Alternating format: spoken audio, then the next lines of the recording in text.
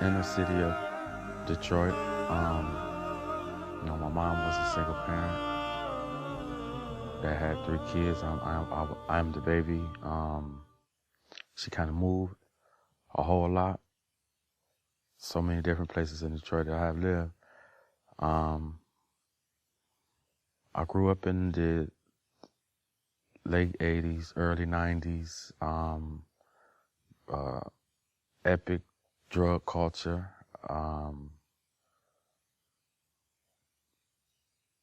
It was pretty much just a free-for-all environment in terms of you get it how you live, basically.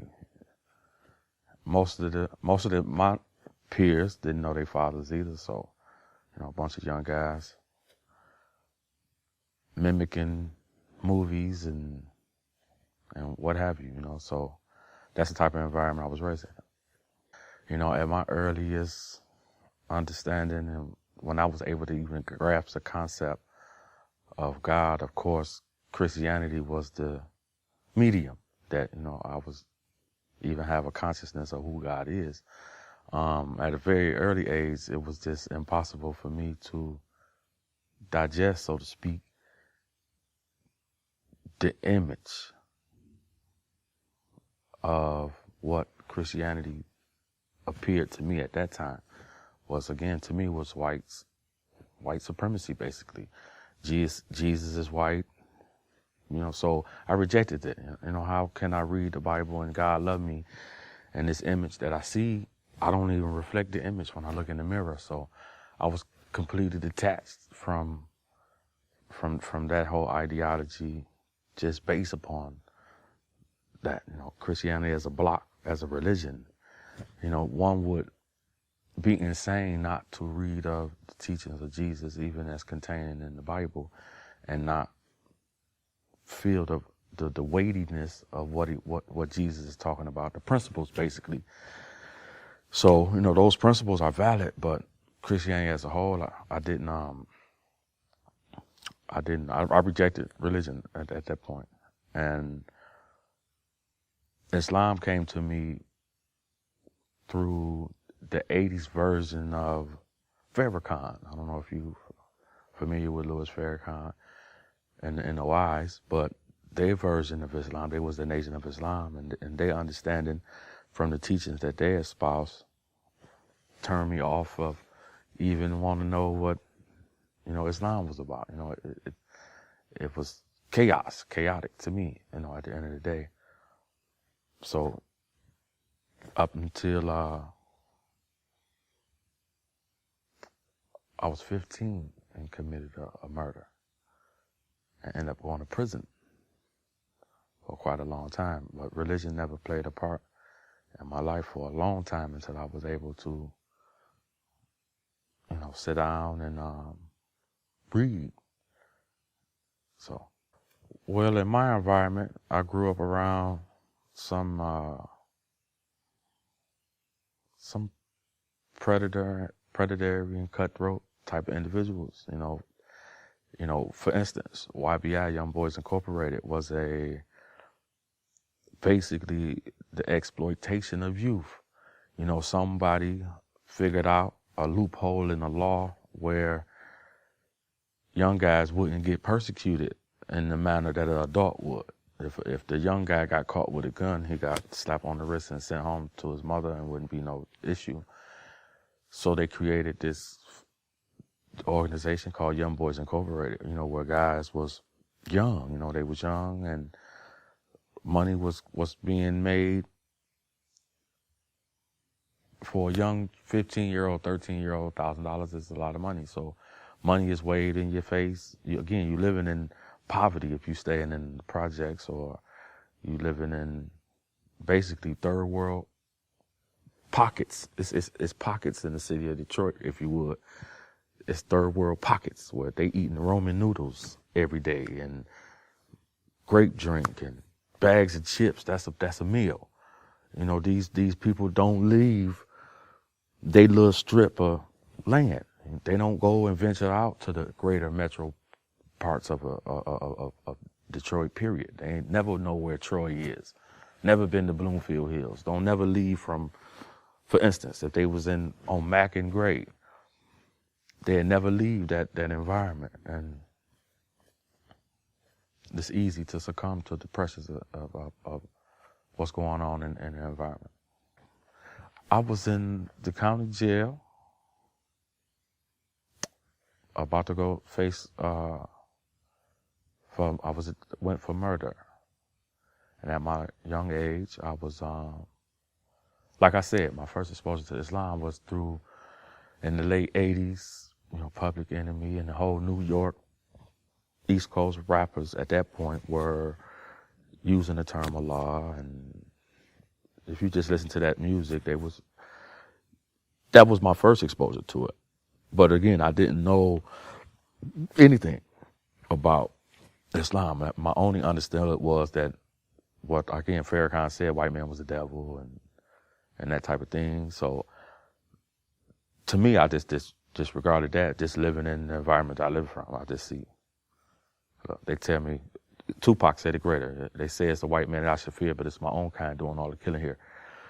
So being in my environment and seeing all the crime, you couldn't tell me that the white man was the devil and the black man was God. You couldn't. That was hogwash. This because of what I was seeing. So that was my first exposure to Islam. But anyway, I went to, I'm in the county jail facing my life, basically. And I seen this guy who I knew, actually, who was actually one of the biggest drug dealers that I knew that lived around the corner from me. And he owned a bunch of cleaners and stuff like that. And he was in there. So he was facing some serious charges, his accusations from his wife of rape, and he had lost everything that he had, and he ended up getting found guilty and given life. But I seen him making salat, which I know is what it is now. I didn't know what he was doing at the point, and the way he smiled and the way he just was doing things was crazy. And I seen him doing it, and I sat down and I was talking to him. And when he first started telling me about, Prophet Muhammad sallallahu alaihi wasallam, I thought he was talking about Elijah Muhammad. So, it didn't really catch for a while. And he gave me the Quran. He gave me the Quran one day, and then in my cell, I started to read it, and it was like, man, it's deep. It was deep. It was moving. It was something that, kept telling me to think. It kept telling me to use my judgment. For instance, reading how many favors of your Lord will you deny? The Surah 55. Just reading that, it's like, wow, it just talked to me in a way that I hadn't been challenged that way, from a mental perspective. And so 1994 was my first exposure to Al-Islam and its beauty. Well, loving to read, I do have a love of reading, and having had this understanding somewhat of man, from an anthropology perspective, understanding us as men coming into the world and one man, and historically how Islam has come on the scene, it was awesome in the sense that once you read the Bible, it left me wanting. I could clearly see the difference between Isa alayhi salam versus the ideologies of Paul. It's so easy to see, and so it did leave you thirsting for something to come. And then you read and understand Islam a little more. You see that Jesus was even making reference of that Prophet Muhammad sallallahu alaihi wasallam will come and lead us into all truth, lead us to the point where Allah subhanahu wa ta'ala say, this day he hath perfected the deen. Come to that point where Islam gives you hadiths, it gives you dua, it gives you a complete understanding of who Allah subhanahu wa ta'ala is and what being grateful is when you drink water and sit down, or you go to sleep, take a nap, you get married, even have sex with your wife, or you got duas, you got all the tools and means to give praise to Allah subhanahu wa ta'ala in a continuous, live your life with a continuity of praising, not a sporadic praise, or my car broke down, I got to give a praise to Allah, or I wanted this job, or and then we give a praise. Islam teaches you to have this continuity of praise. It teaches you to morally check yourself. You know what I mean? It teaches you to constantly reflect on right. You do start things with the right hand. It constantly, again, reinforces the right way of thinking, the right way of interacting with people. Allah subhanahu wa ta'ala said he sent the Prophet Muhammad sallallahu alaihi wasallam with the best akhlaq, the character. We can perfect our characters. We can do that. We can take ourselves from one level of character to the next level of character. And Islam helps you to do that. It helps you to subdue your desires in a way, in such a way, again, that's rewarding to not only you, but your environment, your community, and, most importantly, you pleasing Allah subhanahu wa ta'ala. So Islam, once I had learned it in its totality, and I'm still learning, it's still deeper than I could ever imagine. But that was what I was able to, that was what ignited me, and it still ignites me today, to read. There's some things I still have never read. I can't read Arabic that well enough to grab Arabic text. So, I have to wait till people translate different works. But Islam is so vast. It satisfies the mental capacity that we have. Well, I seen this gentleman who I knew, and I knew how, again, from the street, I know what type of person that he was. And when I ran into him here, like I said, he had been caught up in a situation with his ex-wife, which he professed his innocence. But he ended up, again, getting locked up for life. And he may have done maybe 6-7 years behind bars before he got vindicated that, he didn't do what he said, and he was ended up being released. But the grace of the way he carried himself and his trust in Allah subhanahu wa ta'ala, that, I think was the biggest transformative thing for me, because the guy I know I'd have been pissed off if I had been placed in that position that he was in, and he didn't do it, and it was just a matter of somebody emotionally being hurt and getting back at him in a way that they can get back at him. So, I listened to him, and again, I read it was a Yusuf Ali edition Quran, the older version, so it had a lot of commentary. The story, I had never heard of Prophet Muhammad, prior to then, never, sallallahu alaihi wasallam, never understood, never, nobody had ever talked to me about that. So, once I did learn as much as I could from the Quran, because you couldn't have books like that inside of the county jail. So I learned that from that. He ended up giving me my shahada from there. Once I got into prison, and the inside of prison, after I had been found guilty myself, I sought out the Muslim people that was in jail. So, I was embraced by brothers from, some brothers from different nationalities, brothers from Iraq that was in prison, different brothers from different nationalities, different people with different madhabs. I was even at one prison where they had a Islamic person that's what they call him, Islamic chaplain, but he was a brother who he wore the whole garb and wore a beard and turban.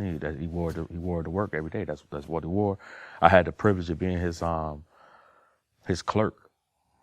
So, as I was his clerk, I was able to read, vast amounts of books that he would purchase, that he had in his own library. I was able to just sink my teeth into Islam to the point where it was beautiful. I lost myself in Sheikh Husri recitations of the Quran. I was able to have the Quran on tape. I know how to read it and write it. I just immersed myself into the Sunnah, from all the different hadiths, Ibn Dawood, Tirmidhi, Sahih Muslim. I just read everything that I could get. I read. I taught the different brothers their experiences, and it was this romantic thing. If this is the way man's supposed to be, and I understand, and Allah subhanahu wa ta'ala understands man in all his ways, what he think he know and what man think he don't know. Islam gave me a way to, again, to keep myself the way I'm supposed to think, the way I'm supposed to react, the way I'm supposed to respond. So I have lived so much apart at 40. I have lived half my life being emotionally hijacked, allowing somebody to say something to me or that's going to cause me to react a certain type of way. Islam taught me to, no, you stay a Pacific type of way. The outside can't erupt. So, Islam, again, went to great levels. Imam Ghazali, reading his works, it gives you, again, a sense of purification and what that means. You know what I mean? Not just an outward purification, but a purification of, again, I'm not going to listen to gangster music or rap music or that type of thing. I'm not going to pollute. It shows you how to reach a certain level of, and it gives you a step. You don't have to just believe in blind faith. Well, my evolution as a Muslim from 1994 to 2000, I'm going to say maybe 2001, 1995 to 2001. Again, I never knew the difference in terms of Shia, Sunni. Never even crossed my mind. I must have didn't even catch on to what other people were saying, period. And most of the material that I read, I would have to say in a large, I was a Hanafi school of thought, just based upon most of the books that I read that I know now. Those scholars were Hanafi scholars. So my understanding and frame of reference to Islam was from a Hanafi perspective. I think one of the things he had said, one of his quotes that he's known for being quoted for, he said that when they asked him who should have been the caliph after the Prophet Muhammad sallallahu alaihi wasallam died, whether it should have been Imam Ali alayhi salam or Abu Bakr, he said that Allah wasn't going to question him on their judgment about that. So he wasn't going to worry about it in his lifetime. That's what he reported to have said. So that was my stance for a long, long time. When people started to talk about it and I ran into different guys, I even reached the level of Imam in the prison at one point. I was the most learned person there.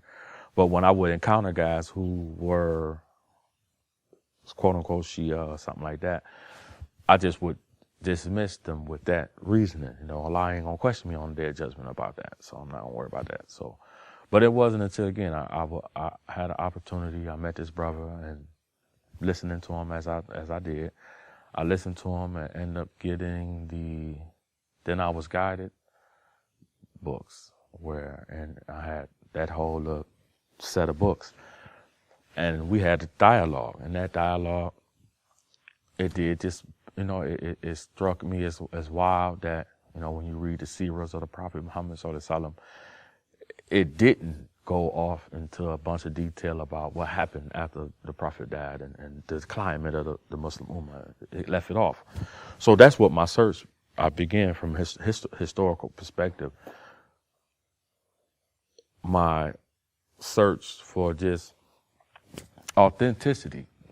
Once I went to that, it immediately, my conversion changed. I stopped not identifying myself as a Sunni.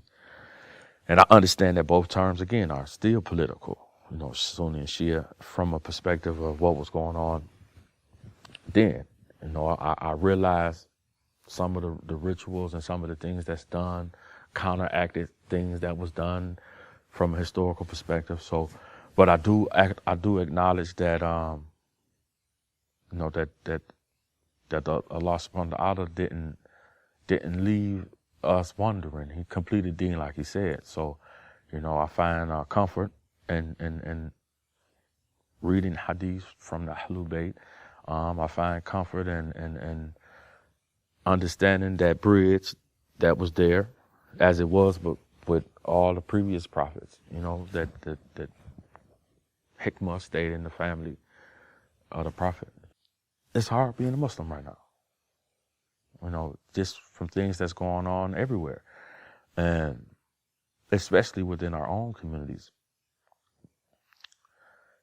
It's not embracing to come to certain masjids. It's not. It's wild. It's a beautiful. It's a beautiful reinforcement of the what the Prophet Muhammad sallallahu alaihi wasallam said at the time and things that was going to come. The same influence that the Prophet Muhammad sallallahu alaihi wasallam has had. The Ahlul Bayt constantly reminds you of that you're gonna face toil, struggles. You're gonna not. Things not gonna happen the way things are supposed to happen. But again, Allah is the greatest of planners, and it teaches you to stay steadfast, stay focused, don't deviate from the established way that we're supposed to act in terms of just the principles, the principle-oriented way that we're supposed to establish ourselves. And one of the most beautiful stories, I think that always touched me is Imam Hassan alayhi salam and Hussein alayhi salam. When the old man was doing his wudu wrong, and they seen it, and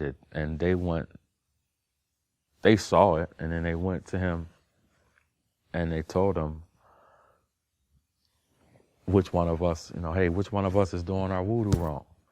And they set out to do the wudu, and he acknowledged his own error, and it wasn't their error, but that was the most beautiful way for them to go and to say that to him and do that to him. And I think, again, the Ahlul Bayt constantly remind us, period, on what it is to approach people, how do you treat people, That's caring for another person's emotional state.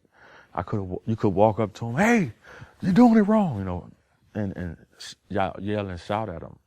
And, people are fragile emotionally in certain types of ways. So it teaches, again, Ahlul Bayt, when you read those types of stories and you read their history of Karbala and the different battles that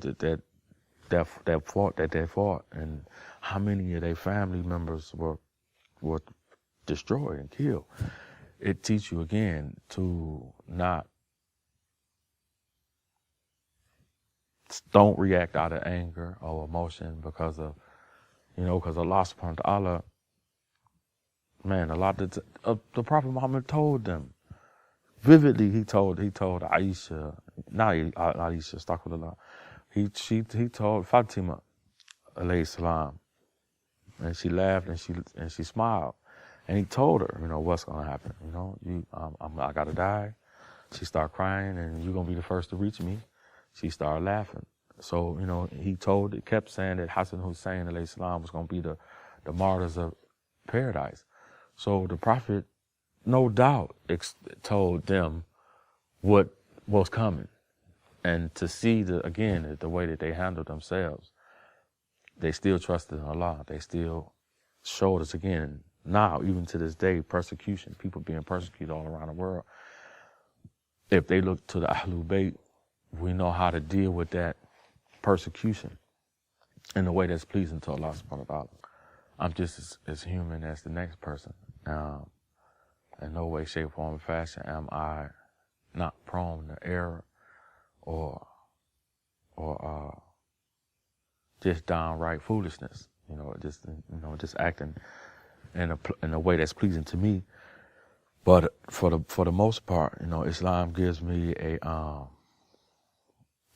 parameter. Whereas I used to put prophets before people. you know what I mean, in terms of money. And now you could say Islam has given me the ability to place the prophets, alayhi salam, before prophets, monetary profits. So Islam teaches you, again, this as a shower. If I took one shower today, and then it's not going to prevent my body from smelling, 24 hours from now. Islam with, how salat is, how salat is done 5 times or more a day. Islam teaches you to constantly come back to the middle, to constantly come back to La ilaha illallah, constantly come back to that, even Islam forces you to do that throughout your day. You got to come back when you're making prayer. So again, if we understand as human beings, we habitual people, again, if praising Allah subhanahu wa ta'ala becomes a habit, our lives change. Not only does it change for our own selves, but it changes again collectively for the people that's around us, the environment. So, Islam gives me hope that not to act like an uncivilized person, man. I could literally just be atheist and not care about, I believe in the concept of a heaven and a hell just based upon, I know I done got away with some things that I done that was shielded because I sneak and I done it. And then you think you get away with it, so you don't think you have to pay for those things. But, Islam gave me the ability to take comfort in the fact that you're going to be held accountable for the things that you do in this life. You're going to be held accountable for those things. And it might appear to the world that, again, the bomb in Hiroshima was dropped on some people. The Native Americans were slaughtered. The people in Palestine being slaughtered. And some people be like, well, why would you believe in a God that allowed these things to happen? That's, people ask you those things all the time. Well, again, Islam gives me an understanding that man has the capacity, man, to go, the pendulum swings both ways. A man could be benevolent and he exhibit the attributes of Allah subhanahu wa ta'ala in all his actions and his ways. But the pendulum swings both ways. He can just be just as devious and diabolical as Shaitan and exhibit all his actions and his ways. So Islam clearly points that out to me. Clearly gives you an option to be the party of Allah subhanahu wa ta'ala, or be the party of Shaitan. It gives you that option. And to me, that's what Islam takes the covers off of the mystery that the world is. It's not really a mystery at the end of the day. You got to choose. You can be the party of truth, or you could be the party of jahiliyyah. You could be the party of dunya. That's what most people want. Most people chasing the world, the lights, the casinos, the cars, the girls. Or they chasing Salat and Ramadan and Umrah and Hajj, So at the end of the day, that's what our life consists. Every day we have an opportunity to do, and it's going to be that way until we pass form. Every day, every instant, every moment of your life, it's a way that's going to be beneficial to you that you can do it, or it's going to be a way that's not going to be beneficial to you that you can do it. And they both have his own ends and destructions. So, again, Islam points that out to you beautifully. And as a person, I needed to know that. I needed to know that I should strive to be nothing other than a person who just responded to life as life brought it. Wasn't no rhyme or reason to it, or no right or wrong. At some point in my life, I never thought about a right or wrong. It doesn't matter. You got to deal with the consequences. I ain't got time to talk about right or wrong. But Islam changed that for me, where it is a proper way to do something, a proper way not to do something. And it's clearly defined. It's not a mystery. It ain't nothing that you got to guess or second guess. It's purity. What to say? Truth is firmly established, and falsehood is firmly falsehood.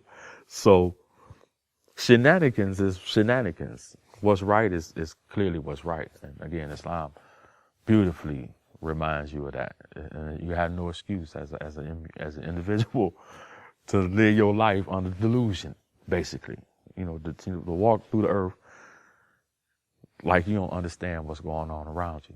So it's been a life changer for me. It has changed my life in a whole lot of ways. So alhamdulillah that I know what I know from about Islam, and I didn't live in that country. I didn't grow up with Muslim parents.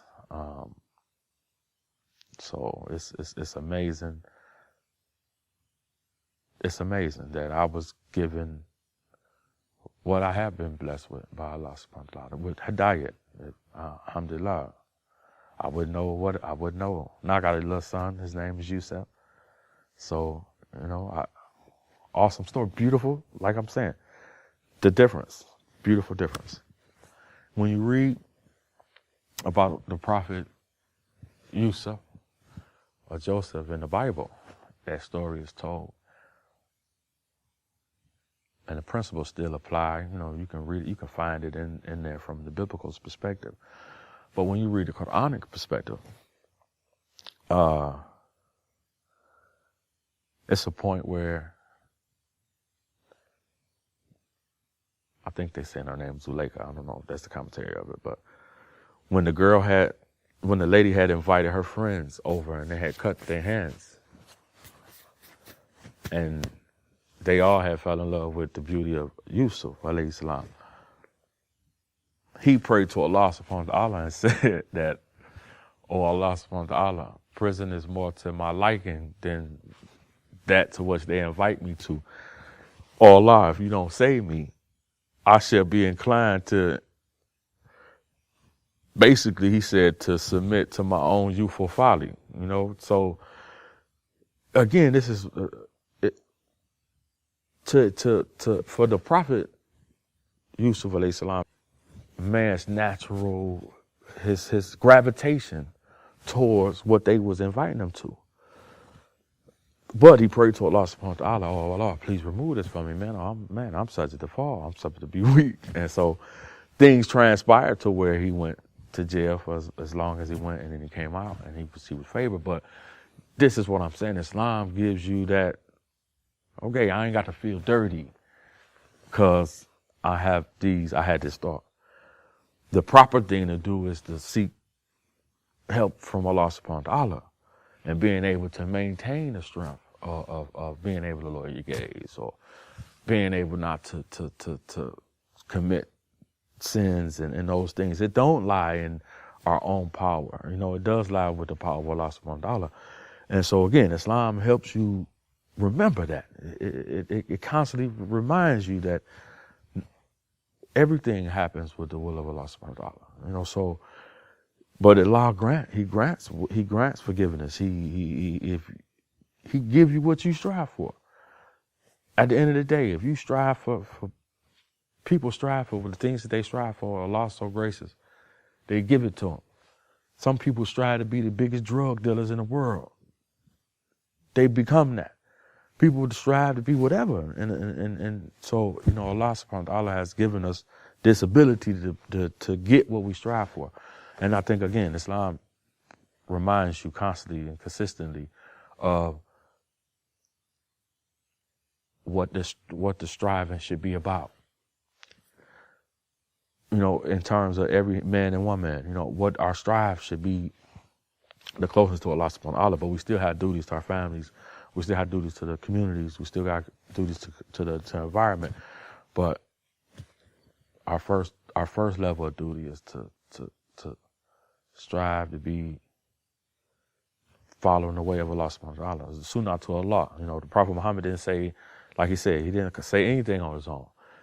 everything he said is Allah is told him. So the Prophet's way is Allah's way at the end of the day. And Islam, again, gives us a certainty that how we conduct our affairs, how we react, and how we do certain things, we can please Allah subhanahu wa ta'ala in our everyday walk of life. You know, it's not a part of it that's absent without the consciousness of doing things that's pleasing to Allah subhanahu wa ta'ala. No matter what it is you're doing, from taking out the garbage to cleaning the tub, cleaning the bathroom, you know, how you treat the animals, your whole existence, your whole being. So the power of Islam is awesome.